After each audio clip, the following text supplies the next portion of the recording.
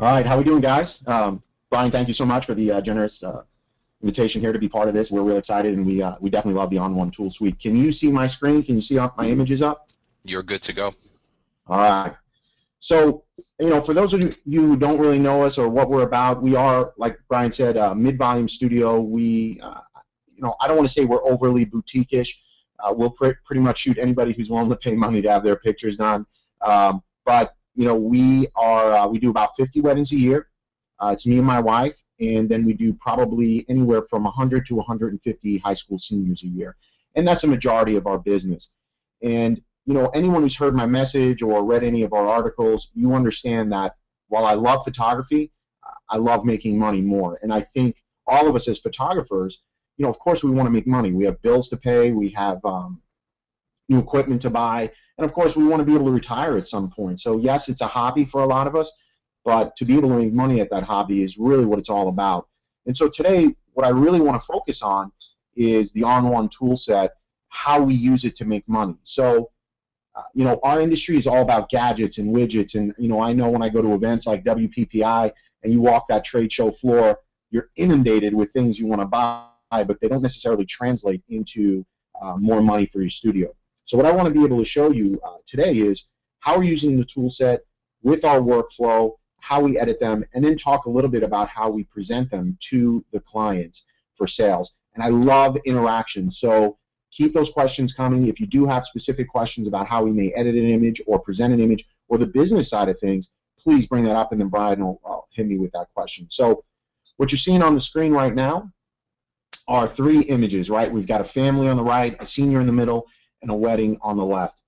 And what I want to do is just talk a little bit about workflow for a second. We do a majority of our editing, 90-something%, within the Lightroom environment, and that's what you're seeing right here. I love Lightroom. It's easy to use. We can do almost every part of editing within the Lightroom toolset, except there was one thing missing, and that was the ability to work within layers without having to do a whole lot of round tripping into Photoshop and working with PSDs and that kind of stuff. And so what Perfect Layers allows us to do is create that layered type of image, and it's obviously not within the Lightroom environment, but it's very closely integrated, and I don't need Photoshop to do some of those things. So Photoshop sometimes can be a bulldozer, and we don't always need that bulldozer, and that's what I love about Perfect Layers. And so workflow is very important in keeping saving money and time. We're photographers. We're not professional editors. And so if you're not shooting, then you're not making money. So it's all about finding ways to present fully polished image to clients in the quickest way possible. So I hope that makes sense. We don't edit just for the sake of editing. I think that's the worst thing you can do. So what you want to do is, let's say, for instance, this particular family, when we created this, for this photo shoot, we probably shot 150 to 200 images. Client may see 75 to 100 of those images. What I am not going to do is try and edit every single image to look like a piece of art. That would be insane, right? There's just way too much time there, and it confuses the client. And so if you want to have big sales and sell this as a canvas or sell this as a larger print, what I suggest you do is you take those images and identify your top 3 to 5 that you think are works of art for that family and present them that way. And that's what this is all about. Don't try and fully polish every single image. I mean, white balance it, vignette it, color correct it, all that stuff. But at the end of the day, when you're going to start applying textures and beauty editing and all that stuff, pick 3 to 5 images, keep your life simple, and make it easy for the client. Because, again, ultimately, it's all about making money. So let's kind of get started here.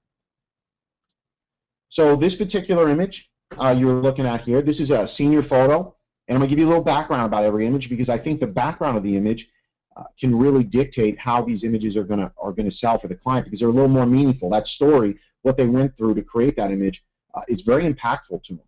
So this particular image, we live in St. Louis, and there was actually a tornado coming through. This is at 2 o'clock in the afternoon. It was pitch black, and we quickly set up an off-camera flash, fired it into her, and this was the image we've gotten. This image has not been processed all that much. This is a pretty basic image. But what I want to do, at least from an editing perspective, is I want to go and make this a sepia toned image. Okay, so all I'm going to do here is create a virtual copy. And then I'm just going to desaturate here, real simple editing, and this is a real simple task right here. And then we're going to create a warm tone, and that warm tone you can actually get from onOne. They've got some presets, some WoW photo presets for free that you can download from their website. Okay, so I like this image, but you know what I would like even better is if we had the coloring from that window in this particular image. And so that's a layer type move. That's a mask type task. So maybe I'll make this a little more contrasty. Okay. Now what I'm going to do is I'm going to take these two images. Okay. I'm going to go to File and go to Perfect Layers. And what this is going to do is open the Perfect Layers environment. It's going to bring both images in. You're going to see the layers on the right-hand side.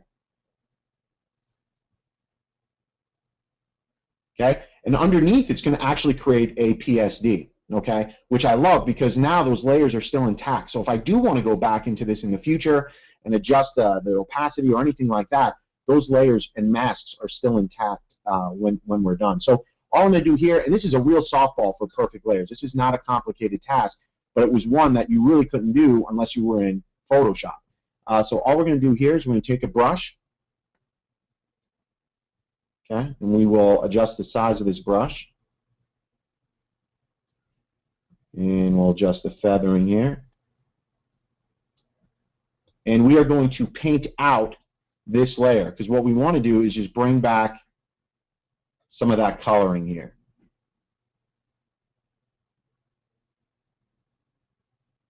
You know, and maybe this is completely underwhelming to most of you, right? So see it from a conceptual perspective.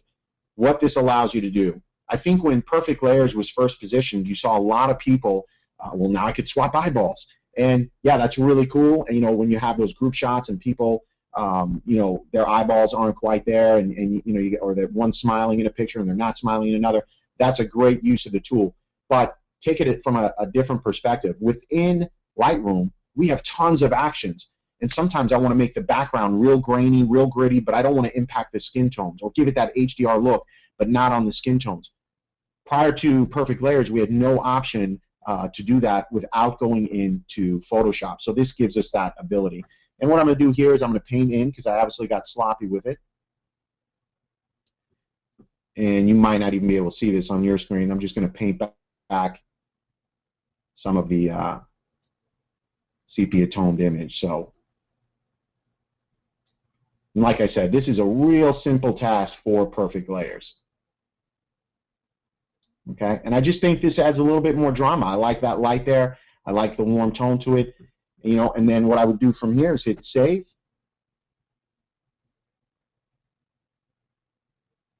And what this is going to do is this is going to dump this right back into Lightroom for us.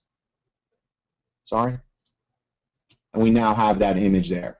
And we can tweak this a little more, right? We might want to add a little more vignetting, anything along those lines to give us a little bit more of a polished image. So hopefully that's making sense. And before I take any questions, I want to go on to one more image because I know this is just kind of a warm start for how to use a tool, but it's got to get your creative juices flowing.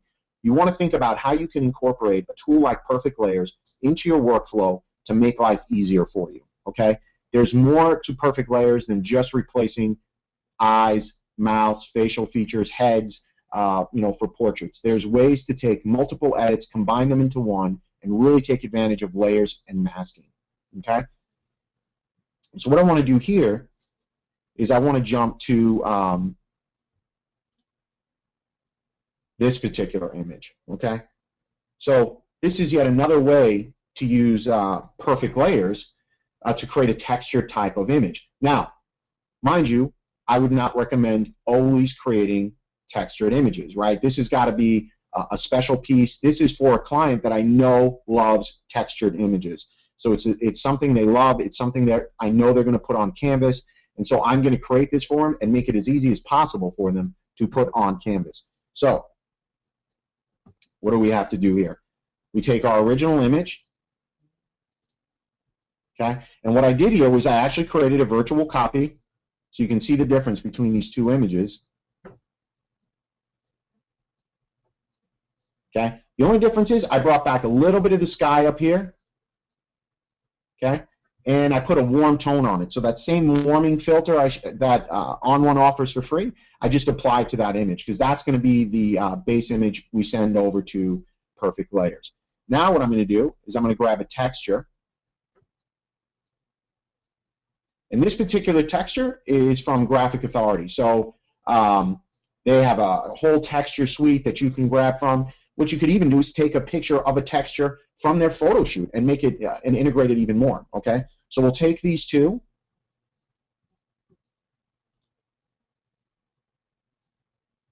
Send it over to Perfect Layers.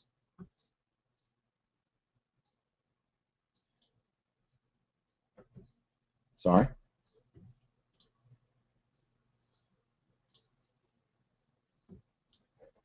And so these will bring those two in.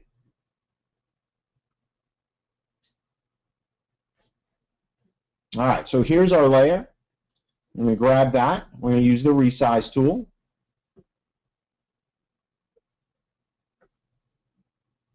We're just going to resize this over it. And what I like about this particular layer is there's actually a opening here with little to no texture that will end up ultimately being right over the baby. So it's kind of perfect.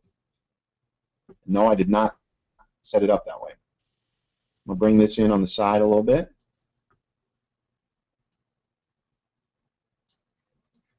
Okay. And then we're going to control what kind of blending mode we're going to use, right? So you can use lighten, and each mode does something different with that texture. It's either going to remove the white of the image or the colored part of the image, okay? And so for this one, you have overlay, soft light, hard light. We're actually going to go with multiply. So I like the way that looks the most, okay? And then you can adjust here the opacity of that particular image. Obviously, the first thing we want to do is remove this texture from the baby, okay, and the family. And it's real subtle because that was the open area. So we're going to hit B for brush, okay, and so we've got our brush size where we want it. We can increase the feather just a little bit. And I'm going to keep the opacity probably at about 40%. And we're going to remove this. We're going to paint out because we want to remove this from the baby. And so you're seeing real quickly, we can get this image to where we want. It's going to put it right back into Lightroom for us as a layered PSD, which we love. Okay, I like the way that looks, and it's not too bad on the family either. We'll just remove this to clean it up because I am going to try and pitch this to my client as a 20 by 30 canvas. I want this to be a centerpiece for their home. So if we go large with this kind of thing, those textures will show for sure. So now we'll just zoom out here. Yes. This is my own personal question. I love having the liberty of asking, but I'm personally curious what the inspiration. Like, talk to me about how did you set this shot up? Because I see this baby on this kind of altar, and I want to know how did it come to be? Yeah. So how this came to be is this particular image has been shot specifically for a print competition. So I just come back from Atlanta from a judge's workshop, and we're going a little heavier. I love print competitions. It forces you to change the way you think as an artist, forces you to change the way you shoot, and the word out there is, well, what'll do well in a print comp won't do well in won't sell well for a client, and I don't think that's necessarily true. And so this was the day after I got home from that workshop, and I'm like, I want to do something a little different. And so this is one of my more creative clients. They love when we do stuff like this, so they gave me free reign. And what we wanted to do here was, this was a 2-week-old baby. We wanted to put him out there and just have the family together in the background, kind of looking at that new gift from their family. And that's kind of the inspiration for it. Awesome. So let's take a question, and then I'll finish up this image. Do we have any questions, Brian? Yeah, there was actually this is a business-related question. I'm glad it came up, and I'm sure a lot of people wonder about this, especially with the kind of the whole thing that you buy a camera and all of a sudden you're a photographer. Um, this was by Judy, Judy, I do appreciate you asking this particular question. How do you get started in wedding photography if you've never done a paid shoot? Like, it's the chicken and the egg thing, Sal. Like, if you've never, how do you go to a client and say, "Hey, pay me," but I've never been paid yet for a shoot? How do you break into that? Yeah, that's a great question, and I don't want daggers thrown at me when I give this answer, because this is a heated topic continuously in our industry. Here's what I will tell you not to do: do not do events for free. I think ultimately, you have a cost there, and when you find clients that you're going to work for free, you will find that they're not responsive. They're not going to give you the time you need. They're not going to value what you're bringing to the table. So that's what you should not do. What I would highly recommend you do is just an internship or an apprenticeship. I have people with my studio, and I don't want to get inundated with people now wanting to work for us, but we bring in several photographers over the course of a year who work under me, and it's very much slave labor, right? You're learning the ins and outs of the business. You're seeing how we interact with the client, because it is so much more than just getting a camera and taking a picture. If that's not what wedding photography is about, that's not what portrait photography is about. It really is, with our studio, and it should be every studio, about the experience you're giving the client, how you're directing that client, especially during wedding photography. So, you're working with groups of people, you're working with families, you've got all sorts of personalities that are in play. If you're good with people, that's great. You might feel comfortable right out of the gate. But I really think you should do an apprenticeship under someone, for a couple of events, and learn the ins and outs of the business, so that you can go out on your own and request money, and maybe build your portfolio. So you have good work to show a potential client. So I hope that answers your question, Judy.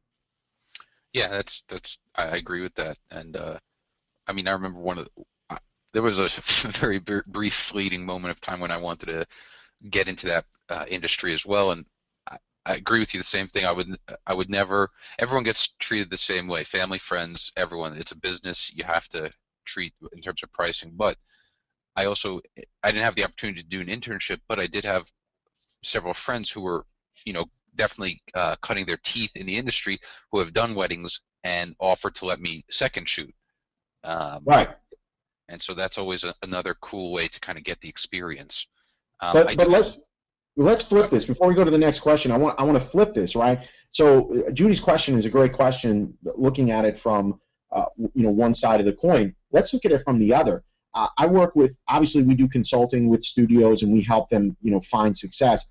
But the one question, or maybe it's not even a question, objection I get all the time is like, well, everyone's a photographer nowadays. Everyone can go to their local box store, pick up a camera, and they think they're a photographer. Very, very true. In our industry, it's running rampant. And so what becomes more important than anything else, and this is for all you seasoned photographers, we can stand there and bitch and moan about it and complain about this influx of new photographers, or we can do something about it. And when I say do something about it, what I'm saying is take control of your destiny. So do you think that photographer who just picked up a camera last week is going to be able to produce an image like you're seeing on the screen?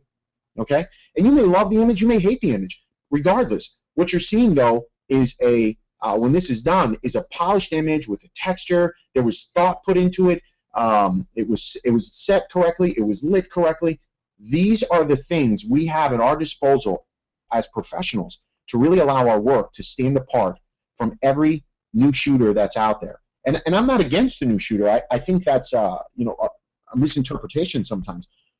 What I believe is I love our industry. I love what we are able to do for clients, and I want to help all photographers find that level of success. And so what that means, though, is we have to continue to innovate and continue to move forward. And those of you who know my background, I used to work for Microsoft.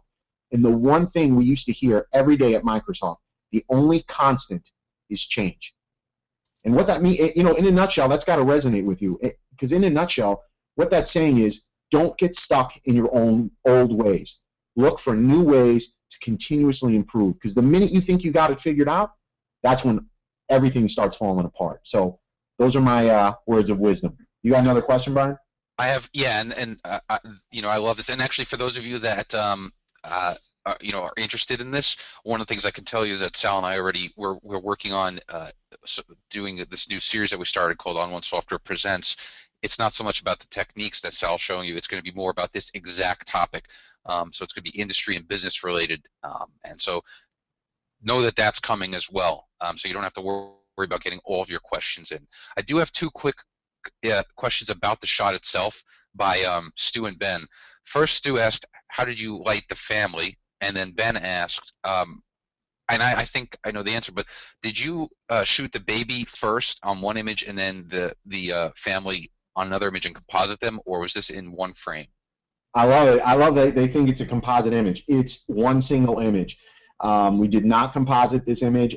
But if I needed to, I would have, right? Because to get the baby, this particular shot, if you follow us on Facebook or anything, my wife thought it was the funniest thing in the world. As soon as we grabbed this baby, you know, he had been sitting there for about 15 minutes trying to get little Anderson, who's in the background, to sit still. He's about 2 years old and does not want to sit still. So he was running around like a madman. Well, by the time we picked up this baby, dude, it was a water fountain. So I got pissed all over my entire shirt. My arm is dripping. Dad's got pee on him. And so my wife just thought that was the funniest thing in the world because we don't have kids. And, you know, to have baby pee all over me, I guess, was amusing to some. So, but no, it's a single image. And, you know, the big thing, I shot it at f11, I believe. When I get in the Lightroom, I'll look, but I wanted definitely some detail in that background. The baby is actually being shielded from the sun by a scrim. So we're using all natural light, and the family's in the background being hit with that same natural light. So there's realistically probably about a one-stop difference between the two subjects. Cool. Okay. Other than that, if you want to continue on, I don't want. We have more questions, but I can bring them to later on. Yeah, sounds good. All right, so let's kind of wrap this image up, right? Remember, this is a client that, from my perspective, really loves textures. So we've produced images for her in the past, but as I look at this sky, there's a little too much texture there. It's too noticeable, and so I want to peel some of this back. So we're going to go with the brush tool. We're going to paint out, as you can see here. We're going to, you know, the feathers adjusted, and we're going to have the opacity at about 40, let's say 40%. So let's see what this is looking like. Yeah, I like that a little bit better. Okay, we just want to soften this a little. And what's great about this is because this is going to be in a PSD file, we can then come back. You know, the client may go, well, I love it. I want it heavier. And you know, we will have the ability to bring that back. So it's, in a certain sense, it's a non-destructive edit. And then the other thing I'm going to do here before we wrap up this image is I don't like the way this, in the top left-hand corner, you see that patchiness. So I'm just going to raise that a little bit. And I like that a little bit better. And so for this particular image, we would save this out, send it back into Lightroom, and then that end result will end up looking like this. Okay, and keep in mind, this was all done within the perfect layers and Lightroom type environment. So we're round tripping there. It works within my workflow. And if I wasn't talking to this image and just doing it, you're talking about something that took me or would have taken me less than about 3 minutes to put together. And that's what it's all about. So this image, when it's all said and done, will be presented to the client to be a 20 by 30 canvas or larger, and I doubt there'll be any changes to the image. And I know the mom, I showed her this in camera when we captured it, and even at capture, she was excited, she was blown away, and I was pitching it to her then. I'm like, this is one you're going to have to, I think we need to go big on. It's going to be a centerpiece of your home for years to come. So the selling part of what we do starts at the shoot, starts before the shoot in some cases, because we're trying to understand what the client's looking for and what we want to pitch for them in their home. So I'm not going to just take a shot like this and be like, surprise, because this won't work for every client. Not every client likes textures. Not every client likes a little bit of the artsy stuff. They want that traditional type stuff. So you got to make sure your clients that are coming into your studio are your types of clients and are in sync with what you're looking to produce. Give me one question, Brian, before I move on to this next image. So Robert, I'm going to paraphrase a question that Robert just asked regarding this image. So you did your texture overlay and kind of customized the masking. Is there anything that you would need to do in either Lightroom or Photoshop that you didn't do in perfect layers to kind of finish up that the image of the baby? Yes, great question. The only thing I did uh, in the beginning of the image, I warmed it up. So this was the original. And what I did between here and here, let's put these up. Oops. Is I warmed this up a little bit, so it's probably tough to see. Let's see if we can do this. You can just see it's got some warm toning on it. So very subtle. And then I brought back some detail of the sky, and that was done with the within Lightroom. You've got this masking tool up here. If you just hit M, it's like a gradient tool. So I'm gonna really exaggerate this, guy. So I'm gonna adjust the exposure by 1, and you can see what I'm doing to the sky there. Okay, so I hope that makes sense to you. It's a pretty powerful tool. I'm not dodging and burning. It's within Lightroom environment. If you haven't tried it, just hit your M tool or your K tool, or M or K, and it'll expose that tool for you in the develop module. But a very powerful tool. So those are 2 things I did before I sent that image to Perfect Layers. And then the final thing I did, which should be somewhat noticeable here, is I added a vignette. So here's the image without the vignette. When I brought it back in, it's just a real subtle vignette to kind of drive your eye back towards center. So everything else was done within that Perfect Layer environment. Another question? Yeah, sure. There are plenty. So Gary brought up, whether he was wondering whether textured images like this one, do they translate well on, say, canvas prints as opposed to other mediums? Yeah, actually there's 3 ways we would pitch an image like this. We would pitch it on canvas, and it looks really good on canvas. My next positioning to the client would be on an art paper. So we love Canson paper.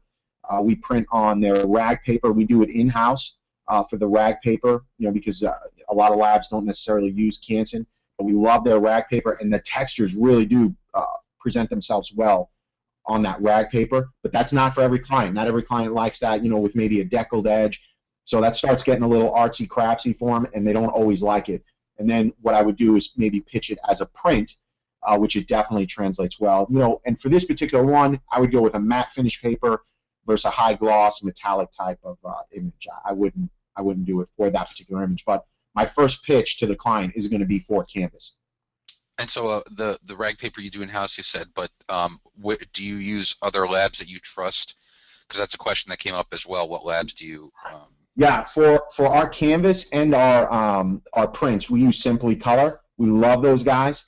They produce a great quality product. So if you guys aren't using them, I highly recommend you check out Simply Color and Simply Canvas. They've got some great products that I think you'll enjoy. Cool. There was a good question that Ben brought up, and I'm going to handle this one. So you remember you brought the texture into Perfect Layers and you kind of up-resed it by using the resize. You didn't up-res. I shouldn't say you up-resed it. You increased the size of it by you upscaled it using the Move tool or the resize tool or something called the Free Transform tool. Ben's question was, all right, well, doesn't that affect the resolution when you upscale? And what I was going to say to that, Sal, is the texture itself is it's kind of like an afterthought. It's there. It's blended into the image. So I don't really see a concern, because there are times when I get a texture file that's small, low res. I don't really mind if it's low res and I'm upscaling it, because it's not something that's going to, I don't want it to be definitely tack sharp. Kind of like what you just did. You masked it out in a small percentage. Right. Yeah, I mean, we've never had problems with that, at all from that perspective, because like you said, you should not, the texture should just be just that, a texture. It should be subtle. You're not using it, for the dominance of the image. So you shouldn't have any problems with that. And we've been using the ones from Graphic Authority for a long time with little to no problems when we print even extremely large sizes. Cool. We have other questions, but I'll bring them up later. Perfect. All right, so let's keep going. So now what you're looking at here, this is a image from a wedding, obviously. And for our clients, we like to do, they like things that are a little more romantic, a little dreamy, and that's what we captured. And you're pretty much looking at a raw image here. This has not been touched really in any way, shape, or form. There's no vignetting. The color balance is pretty much what it came out of camera. And so, but we want to give this a little bit more punch. to present to the client. So again, you can tell I like to shoot to sell. So of course, going throughout the day, there's certain things we're going to capture that are very photojournalistic in nature. We just document things as they happen. But then there's a certain point in the day where I tell my bride and groom, I'm like, okay, for 1 hour, you two are mine. And we're going to go do what I want to do, and we're going to create some amazing images for you. And these are the types of images, again, love them or hate them, these are the types of images that clients tend to blow up in their home and go large with. And so, for all photographers out there, don't take this personal. But my pet peeve is when I go to another professional site and the first 4 images I see are of shoes and champagne bottles and garter belts. No one cares. I understand these details are very important to the day, and don't get me wrong, we take them. We have to take them. But if you're trying to increase your business and drive a certain type of bride your way, what you want are those first 5 to 10 images to be very, very impactful. And you want her thinking, wow, I want myself in that picture, and have them envision that. If you can get to that point, you're going to start attracting the right bride, and they're going to come in with the right mindset. That's just as important. You want them coming in thinking about artwork for their home versus snapshots. So what we want to do with this particular image is use photo tools, okay, which is from onOne, take this image and quickly go in and turn it into this. Okay? And so you can see, look at the water, look at the saturation levels, look at the contrast. We turned this into a very punchy image. Okay? And that's what we're going for. Will I edit every single image like this? Of course not. We want to give the client diversity. We want to do different things with different images. And ultimately, it's their dollars that are going to vote on these types of edits for them. But let's show you how we got there, how easy it was. Okay? So we're going to go to Plugin Extras. We're going to go to Photo Tools with this image. Okay? If you made any adjustments from within Lightroom, you want to bring those over, of course. I'm assuming you do, unless you want to do it from the raw image. But I like to, if I did do any, color correcting, white balance, that kind of stuff, I want to bring that over. We're going to work in 16-bit mode. And if you're doing any kind of printing, you got to talk to your lab. Some labs don't have that same color gamut to handle the ProPhoto. But, do Adobe, or some labs are even the sRGB. But, we're going to do 16-bit Adobe for this one. Let's open it up. And color management is beyond the scope of this conversation. So we're going to go in. It's going to launch Photo Tools. Okay?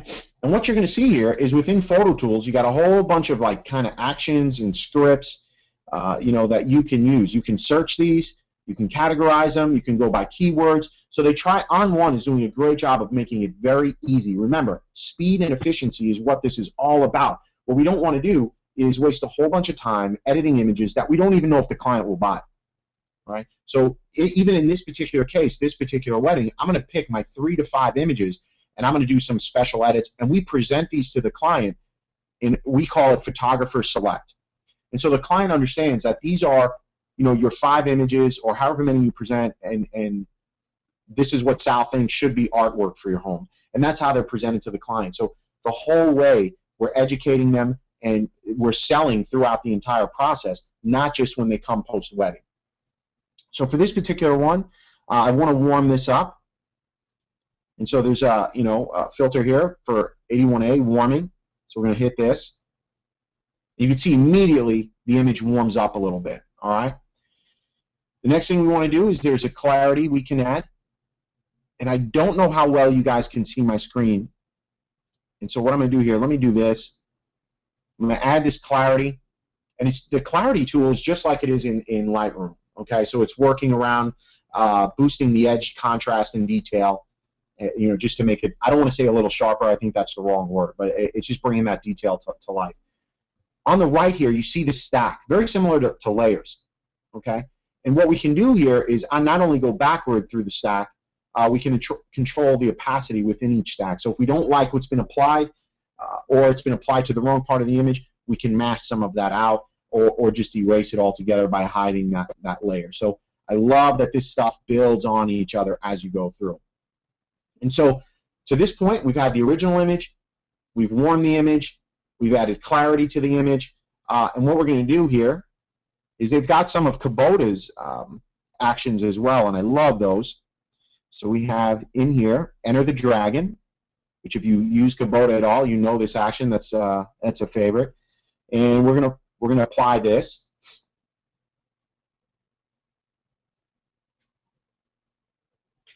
Now, really making this image pop. What I don't like, though, is what it's necessarily done to the face. Okay, so you can see a little bit of that haloing up in here, and, you know, there's just some artifacts in here. So what we're going to do is we're going to paint this off the face. So we're going to go to our brush tool, bring down this brush size a little bit. Let's bring the opacity down to 30%, just see what that looks like.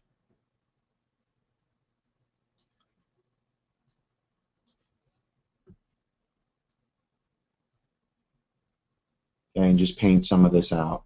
Okay, and I'm not going to obsess about my line. So for the sake of this, just get the idea of what we're doing here. The last thing I want to do is spend all this time obsessing. Okay. So now what we want to do is one more is I just want to add a little bit of glow, give this a little bit of a dreamy type effect to the image. And so there's an action here called Vibrant Glow. I should probably be using the search tool, but I'm not.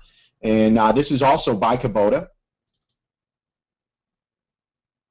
And you can see what it did to the leaves and the water, and just gave it that, just a little bit, it took a little bit of that edge off from all that sharpening or edge detail and contrast that we brought in. Okay, but we're in the same boat here. I don't like what it's done to their face necessarily. So this one I do want to bring a little bit off. And so we're painting out.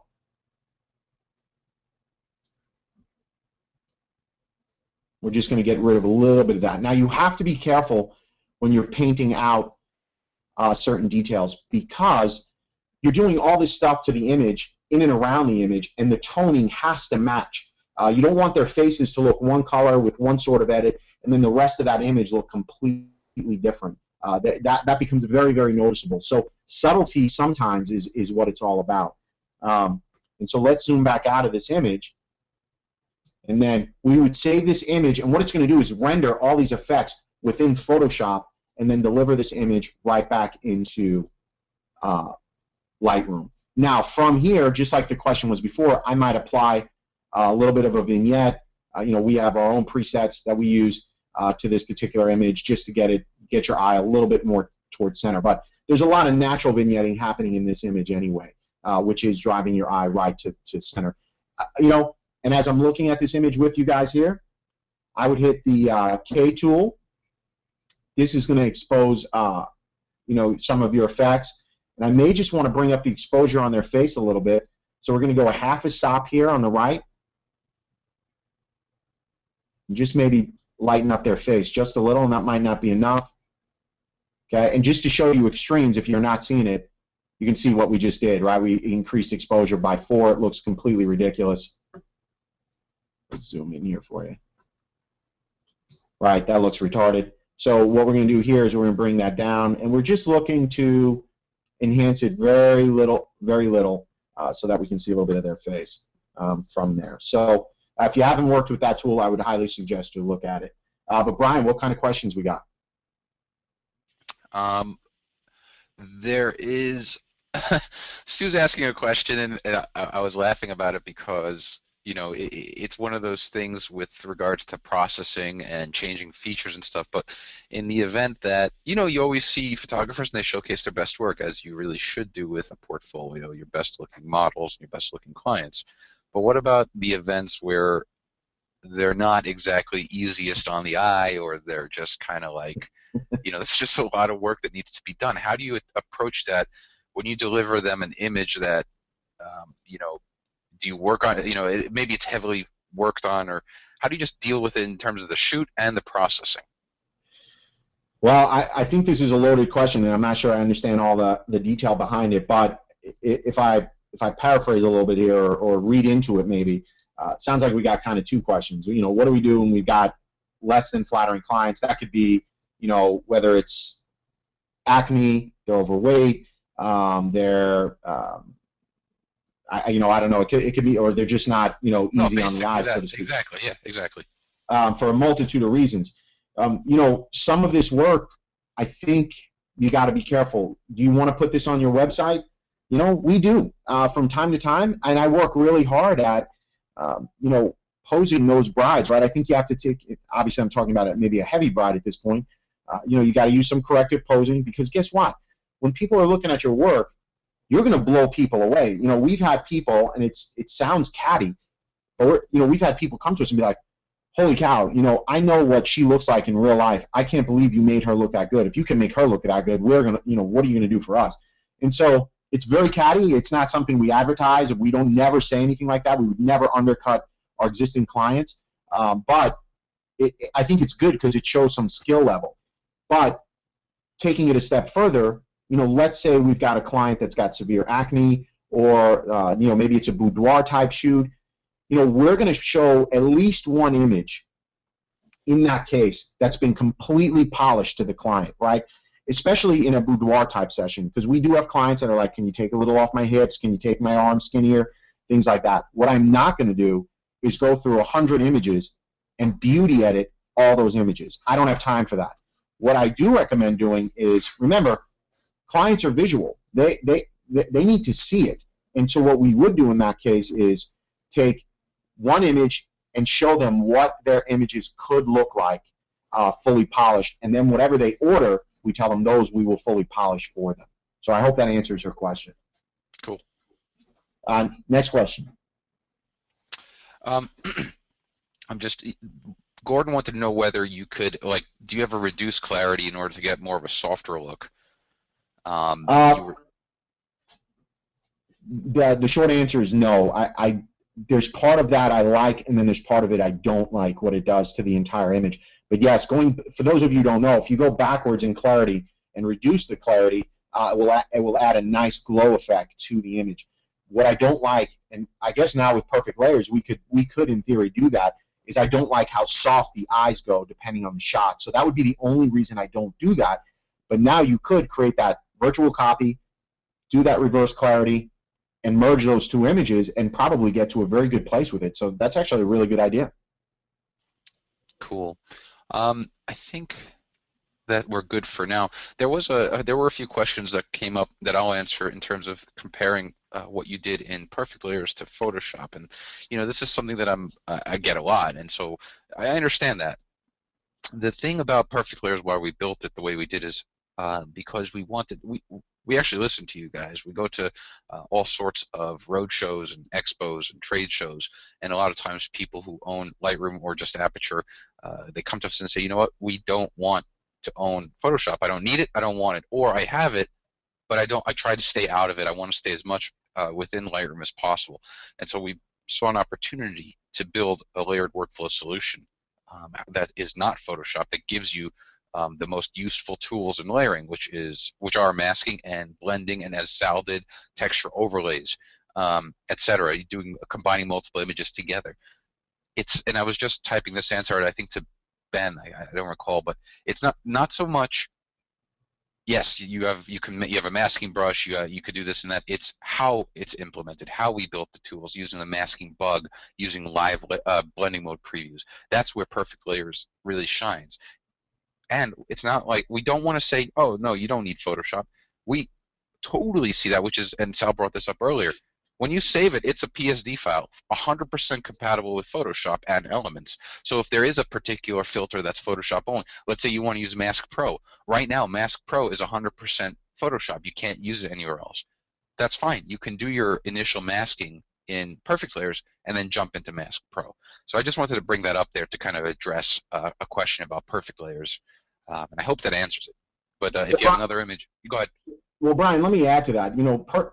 The way we use Perfect Layers, because for me it's all about practicality, right? I mean, I'm not pulling the corporate line here. For me, it's about practicality, and so I just love the simplicity of the workflow and staying somewhat within the same environment. And I understand what everybody's saying. This is not meant, at least through my eyes, this is not meant to replace Photoshop at all. But sometimes Photoshop is that bulldozer for moving pixels around. And sometimes I just don't need that bulldozer, I just need a little bobcat.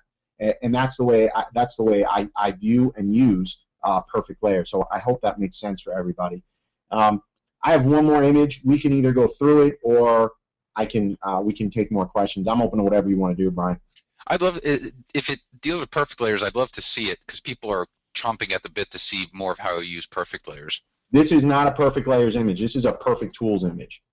I mean a Photo tools. photo tools image. Then if you want, go for it. Definitely. Okay. So cue me up a question while I'm doing this. So I'm just bringing one up right now. Oh, actually, here, Joe literally just came in with a good one. Someone asked this earlier. When you're doing wedding and portraits, are you a RAW shooter, or do you do JPEG, or both? great question. Loaded answer. So let me give it to you. We are 100% raw shooters. That's our workflow. I think if you're shooting JPEG, you're just looking for disaster. And I don't want to get on this JPEG raw discussion. We are 100% raw shooters. Now, with that being said, we do something that I think is somewhat unique. Is we do a same-day slideshow at the event, and in order to pull that off, we shoot both raw and JPEG. So I use a Canon 1DS Mark III, and that has a 2 memory card slot. I shoot RAW to one card, and I shoot small JPEG to the other. And what ends up happening is we pull out a 60-inch screen, a projector, we put it on the dance floor, we dim the lights, we have the DJ play very specific music, we invite all the guests to gather around the dance floor, and we show about 100 to 150 images from their day. And this is right after dinner. So it's a Houdini act just to pull this off. But, man, it blows the clients away. And I'm telling you, you want free advertising, show a slideshow to an entire room, pause an event for 10 minutes, and show 300 people your images, you're going to have more business than you know what to do with. And that's been absolutely huge for us. And so this last image, this is one of my high school seniors. And remember, this is a second part of our business. We, for those of you who know me personally, we broke into a warehouse here. And, we just love the light coming in through the window. And there's some other images that we took in this warehouse. If you go on our blog or website, there's an old piano that was left there, and we use that as well. But for this particular image, I just want to show you how easy it is in somewhat real time to edit this. So we're going to go to Photo Tools. We'll do 16-bit, PSD, open this image.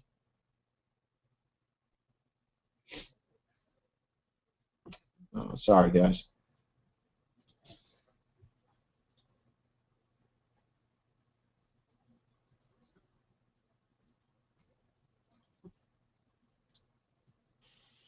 While you're doing that, I actually just put out a link to everyone who just asked, and it was a great question. It was Mike who, no, it was Robert who asked it, whether you can use perfect layers to do like a photo montage. And our friend Towner Jones, he runs a pretty cool blog. He did a tutorial on how to do that. So I put that in there just for everyone as well. If you want to see how you could take multiple images and make a layout, it's pretty cool. All right, dude, I'm challenged right now. What is this asking me to do? I'm sorry, I didn't even see what happened. Could you try it again?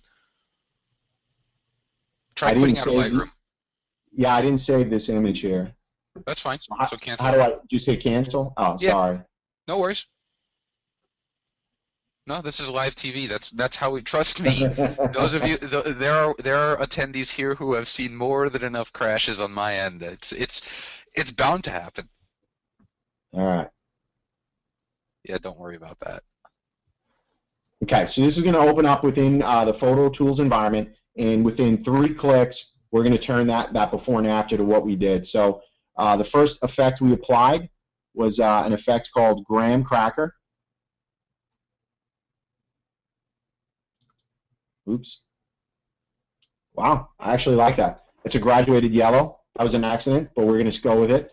And we're going to apply Graham Cracker to this. And then we're going to go with Edges Medium. And it's almost like a sharpening piece, I would say.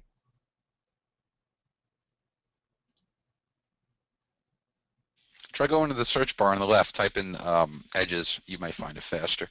Search bar is like one of those underutilized tools because a lot of times you're not necessarily sure. I think a lot of people think they need to know the name of the effect, but actually you can just search for earlier you were trying to either do a warming or a cooling, you could just do a search for the word warming or antique or anything, and it does a search based on the characteristics of the effect as well. So go for it, Sal. It was yeah. So what we're going to do here is we're going to soften the edges.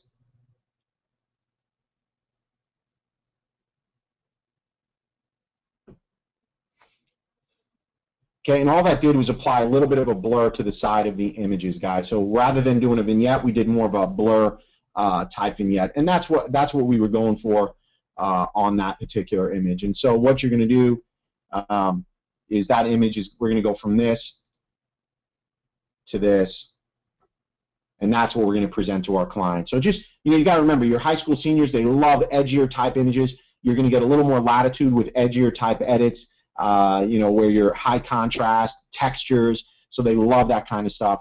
And the key is when you're in a tool like Photo Tools is feel free to experiment. Don't click away, and you can remove those layers, paint away those layers, and it's all about experimentation. And of course, as you're doing that, you're going to find your own recipes, and ultimately that's what it's all about. Brian, if we have questions, that's great. I'm just looking to see. Can you name the right before you do this? What printer? Someone asked if you can name the printer in-house that you use. Yeah, we use an Epson 7900. Cool. And then one last business question. So you mentioned how it's really all about selling you want your client to buy the artwork, the hanging artwork. What about how do you attack it if they're like, you know what, I really don't want to spend a lot of money on this. I want like an 11 by 16 print. Yeah, that's a great question, and I can only answer it honestly. When we first started out, we had a lot of that. We had clients coming in and they wanted to do all these special edits and do them in a 8 by 10, or something like that. And the easiest way to get around that, guys, is to do what I call shooting to sell. If you're shooting an image that's that pulled back, this image is not going to translate well to an 8 by 10. They're going to be the size of a net in the picture. So it's really about how you pitch this and position it to the client. And so if you explain it to them that way and you show them the artwork on the wall, that's the key. Don't just tell them, because it comes across as argumentative. You have to show them this on the wall. It becomes a much easier sell. Now, with that being said, does that mean it's never going to happen? No, of course not. From time to time, you're going to get a client that just doesn't get it, and you just got to shake your head. But over time, you will be attracting the right caliber of client who gets what you do, and that comes back to your marketing, your advertising, and showing it. If you want to sell it, you got to show it on the wall, or else you're never going to sell it. Cool. Great answer. And give me one more question, and then I'll talk a little bit about our tour. Actually, there were questions about the tour, if you could talk about it. Awesome. All right, so you guys, for those of you who don't know, I hope everybody enjoyed what they were hearing today. And we have a tour. It's called the Business Behind the Shutter 2011 Wedding Boot Camp. And I know Brian will post that link. But if you just go to behindtheshutter.com, you can register and you can see what cities we're in. So if you've enjoyed today, just this brief hour, imagine being with me for 4 or 5 hours. We're gonna tear every aspect of being a wedding photographer apart. So we're going to talk about how to create packages and pricing. That is the biggest request we get from photographers, is they're great artists, but they have no idea how to position their work or how to sell their work. And I got news for you. If you're selling 8 by 10s and 5 by 7s for $10, you're not going to be able to sustain your lifestyle. And so we're going to start with packages and pricing. We're going to talk about how to sell and position your products, how to attract the right clients. We're going to show you editing techniques, social media. So really, we're tearing the entire business of wedding photography up and just putting it in a real easy to digest format. So I definitely hope to see everybody there while we're on tour. There are a few. Well, one, while we're bringing this up, can you make that larger, because it's kind of small on the screen? I don't know if you could zoom in, maybe, if it's gonna. Is that better? I don't. Yeah, that's perfect. That's perfect. And then the other part of this, Brian, is in 8 cities we have actually an all-day workshop, and on the all-day workshop we're limiting it to 15 people. And so what you can do is you can come, and it's just 15 of us. We're going to have a bridal shoot, an engagement shoot, and a wedding shoot. Obviously, no bridal party, but we're going to help build your portfolio. We're going to talk about shooting to sell. Our vendors are giving away ridiculous products at these things. I know you guys are giving away, is it photo tools? Yep.